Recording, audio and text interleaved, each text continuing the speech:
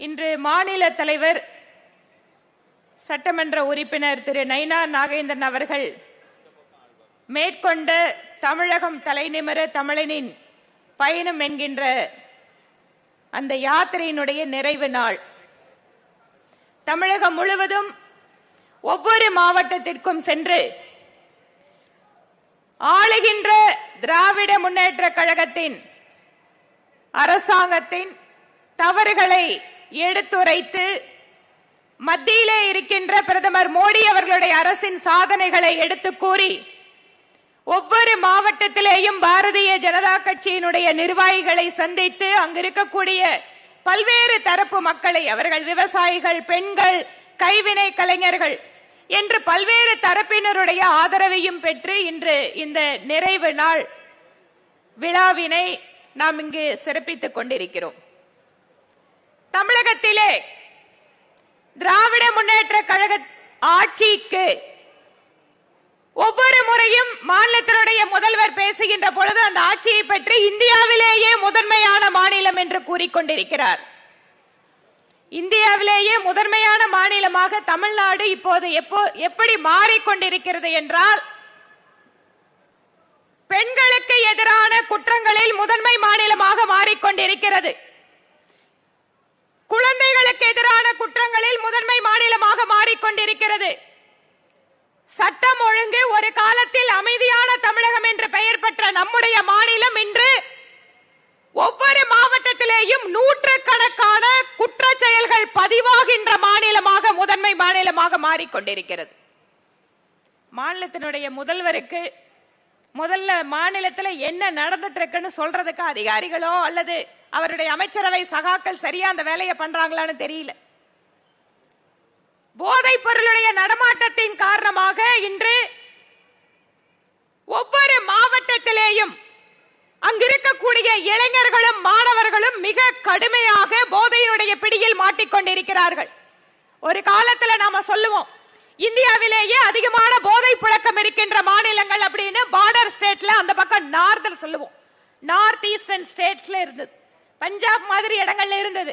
ஆனால் தமிழகம் மாதிரியான மாநிலங்கள்ல இன்னைக்கு போதை பழக்கம், போதை பொருட்களுடைய பயன்பாடு பல மடங்கு அதிகரித்திருப்பதற்கு மாநில அரசாங்கத்தினுடைய இயலாமைதான் காரணமாக இருக்கிறது. ஏனென்றால் நெக்ஸஸ், யாரு போதை பொருள் வச்சிருக்காங்க, யாரு இதை கடத்தல் தொழில பண்றாங்கன்னு பார்த்தா ஆளும் கட்சியினுடைய முக்கிய நிர்வாகிகள் இந்த வேலையை செய்து கொண்டிருக்கிறார்கள். காவல்துறைக்கு இன்னைக்கு அச்சுறுத்தலோ மிரட்டலோ ஆளும் கட்சி நிர்வாகிகள் ஒரு பக்கம் சொன்னா இன்னைக்கு சாதாரணமாக இருக்கின்ற கிரிமினல்கள் கூட இன்று காவல்துறை அதிகாரிகளை பார்த்து பயப்படுவதில்லை, அவர்கள் மீதே தாக்குதல் நடத்துகிறார்கள். இந்த அளவிற்குத்தான் சட்டம் ஒழுங்கும் இந்த மாநில அரசு காவல்துறை மீதான மக்களுடைய பார்வையும் இருந்து கொண்டிருக்கிறது. இந்த சூழல் மாறியாக வேண்டும் என்று அத்தனை தரப்பு மக்களும் நினைக்கிறார்கள். கல்வியாளர்கள் சரி, தொழில்துறையினரும் சரி, தொழிலே மிக சிறப்பானது ஒரு வரலாற்றை கொண்டிருக்கக்கூடிய மாநிலம் நம்ம மாநிலம். பல்வேறு மாநிலங்கள் விவசாயத்தை மட்டுமே வைத்திருக்கும். ஏனென்றால் அங்கு பல்வேறு காரணங்கள், நீர் நிறைய கிடைக்கும், அந்த இடத்துல தொழிலுக்கான வாய்ப்புகள் உருவாக்காம இருப்பாங்க, அல்லது கல்விக்கான கட்டமைப்பு சூழல் அப்படிங்கிறது சரியா இல்ல. ஆனால் தமிழகம் மாதிரியான அதிகமான தொழில் வளர்ச்சி பெற்றிருக்கக்கூடிய மாநிலம் இன்று முதலீடுகளை ஈர்ப்பதில் எந்த அளவிற்கு பின்தங்கி இருக்கிறது என்றால், கடந்த ஆண்டு வந்த முதலீடுகளில் 3 மாநிலங்களில் தான் அதிகமான முதலீடுகள் சென்று சேர்ந்திருக்கிறது. ஒன்று ஆந்திர பிரதேசம், இரண்டாவது ஒடிசா. ஒடிசா ஒரு காலத்திலே பின்தங்கிய மாநிலமாக இருந்தது. இன்று பாரதிய ஜனதா கட்சியினுடைய ஆட்சிக்கு பின்பாக முதலீடுகளை அதிகமாக ஈர்க்கின்ற மாநிலமாக ஒடிசா மாறிக்கொண்டிருக்கிறது. மூன்றாவது மகாராஷ்டிரா.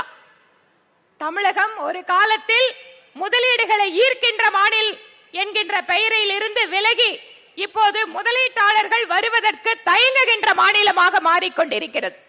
பல்வேறு விதமான காரணங்களை சொல்லலாம். நான் சொன்ன மாதிரி சட்டம் ஒழுங்கிலிருந்து ஆரம்பித்து இங்க இருக்கக்கூடிய அமைச்சர்கள் மீதான ஊழல் புகார்கள், லஞ்சம் என்று பல்வேறு காரணங்களால் இன்று தமிழகத்தை நோக்கி புதிய முதலீடுகள் வருவது தயங்க தொடங்கிவிட்டது. இன்று திசை மாறிக்கொண்டிருக்கிறது. தமிழகத்தினுடைய மக்களுக்கு நாம் இதை தெரிவிக்க வேண்டும். குறிப்பாக இந்த புதுக்கோட்டை இந்த மாதிரியான மத்திய பகுதியில் இருக்கக்கூடிய மாவட்டங்களில் ஏற்கனவே இளைஞர்களுக்கு வேலை வாய்ப்பு கிடையாது. இங்க இருக்கக்கூடிய இளைஞர்கள் எல்லாம் வெளிநாடுகளுக்கு சென்று சம்பாதிக்கின்ற சூழல்.